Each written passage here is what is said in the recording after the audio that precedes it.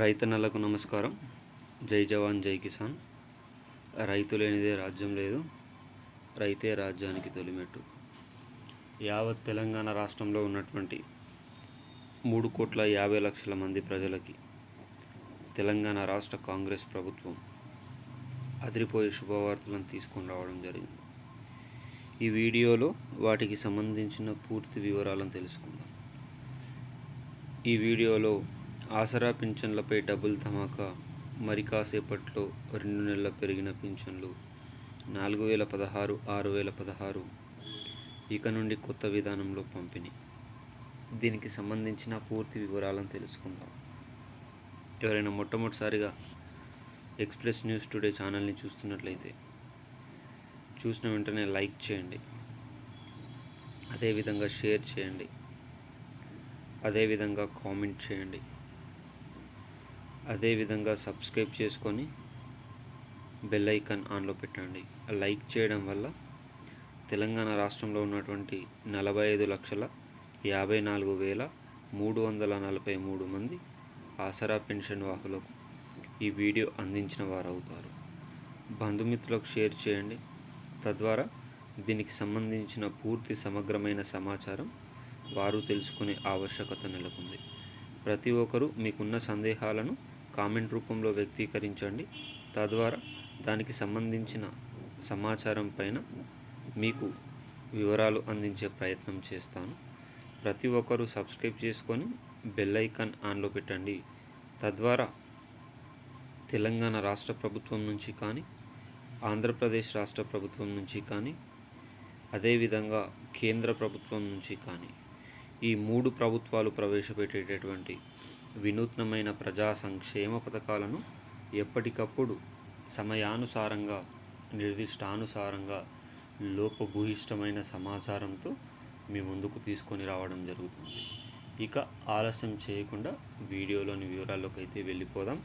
ముఖ్యంగా తెలంగాణ వాతావరణ శాఖ హెచ్చరికల ప్రకారం ఈ 3 రోజుల్లో ఉత్తర తెలంగాణలో భారీ నుంచి అతి భారీ వేడి గాలులతో కూడిన వర్షాలు పడే ఆవశ్యకత ఎక్కువ మోతాదులో ఉన్నట్లు తెలంగాణ వాతావరణ శాఖ హెచ్చరించింది.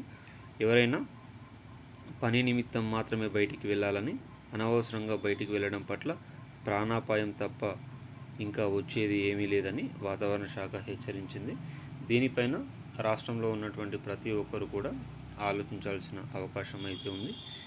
ఇక తెలంగాణ రాష్ట్ర వ్యాప్తంగా 55,481 ఉద్యోగాలకు భర్తీ ప్రక్రియను ప్రారంభించాలని టీజీపీఎస్సీకి, తెలంగాణ స్టేట్ పబ్లిక్ సర్వీస్ కమిషన్కి సీఎం ఆదేశాలు అందించినట్లు తెలుస్తుంది. ఎస్సీ రిజర్వేషన్ వలన దాదాపు 6 నెలలు ఉద్యోగాలు పెండింగ్లో ఉండడం వల్ల దీనిపైన యువత తీవ్రంగా మనోవేదనతో బాధపడుతున్న తరుణంలో ఈ 55,000 ఉద్యోగాల భర్తీ ప్రక్రియ పైన సర్వత్రా ఉత్కంఠ నెలకొంది. వచ్చే నెలలో జాబ్ క్యాలెండర్ విడుదల చేసి దాని ప్రకారం వీటిని భర్తీ చేయాలని, 2026 డిసెంబర్ వరకు వీటన్నింటిని పూర్తి చేయాలని ప్రభుత్వం లక్ష్యంగా పెట్టుకున్నట్లు తెలుస్తుంది. ఇక ప్రజా సంక్షేమ పథకాల గురించి అయితే వెళ్దాం. చాలామంది కామెంట్ రూపంలో అడుగుతున్నారు, రైతు భరోసా 5 ఎకరాల వరకు కూడా పడేయాలి. అయితే ఈ రైతు భరోసా గురించి తెలుసుకుంటే, రైతు బంధు ప్లేస్లో వచ్చిందే ఈ రైతు భరోసా. రైతు బంధు కింద ఖరీఫ్ కాలానికి 5,000 రూపాయలు, రబీ కాలానికి 5,000 రూపాయలు, సంవత్సరాంతాన 10,000 రూపాయలు.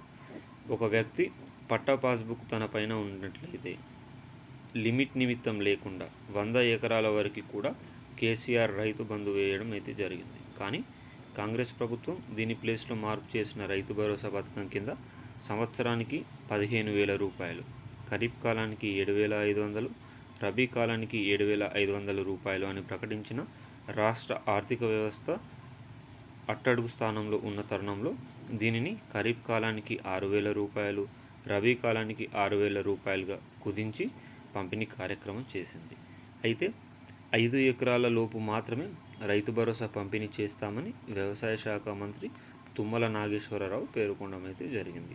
మరి మార్చి 31, 2025 లోపు రాష్ట్రంలో ఉన్నటువంటి ప్రతి ఒక్క పట్టా పాస్బుక్ దారానికి 5 ఎకరాల లోపు పంపిణీ చేస్తామని చెప్పిన కొన్ని అనివార్య కారణాల వల్ల కొన్ని జిల్లాల్లో మాత్రం 4-5 ఎకరాల వారికి పెండింగ్లో ఉన్నట్లు తెలుస్తుంది.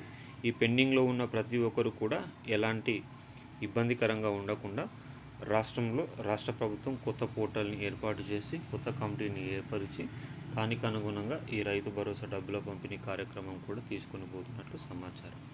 ఇక రాష్ట్రంలో నియోజకవర్గానికి 3,500 ఇళ్ల చొప్పున ఈ 5 సంవత్సరాల కాలంలో బడుగు బలహీన వర్గాల వారికి 21.64 లక్షల ఇళ్లను కల్పించే ధ్యేయంతో కాంగ్రెస్ ప్రభుత్వం తీసుకొని వచ్చిన ఇందిరమ్మ ఇళ్లకు సంబంధించి మొదటి విడత చెక్కుల పంపిణీ కార్యక్రమం అనగా రాష్ట్రంలో మొదటి విడతగా L1 జాబితా కింద ఇల్లు కడుతున్నటువంటి బడుగు బలహీన వర్గాల వారికి 1 లక్ష రూపాయలను బ్యాంకు ఖాతాల్లో ఈరోజు లేదా రేపు సీఎం ఖాతాలో వేసే అవకాశం ఉన్నట్లు తెలుస్తుంది. తద్వారా ఈ పునర్నిర్మాణం చేస్తున్నటువంటి ఇళ్ల కట్టడాలపైన ప్రభుత్వం ఒక ప్రణాళికలను రూపొందిస్తున్నట్లు తెలుస్తుంది.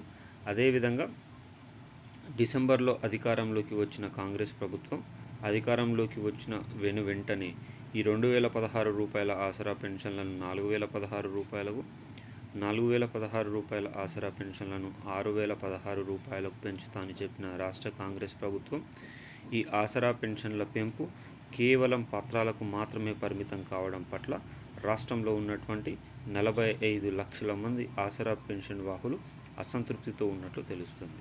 అయితే ఈ ఆసరా పెన్షన్ల పెంపు ఎప్పుడా అని ఎదురు చూస్తున్న యావత్ పెన్షన్ వాహులకు ఎమ్మెల్సీ విజయశాంతి శుభవార్తలైతే పేర్కొనడం అయితే జరిగింది.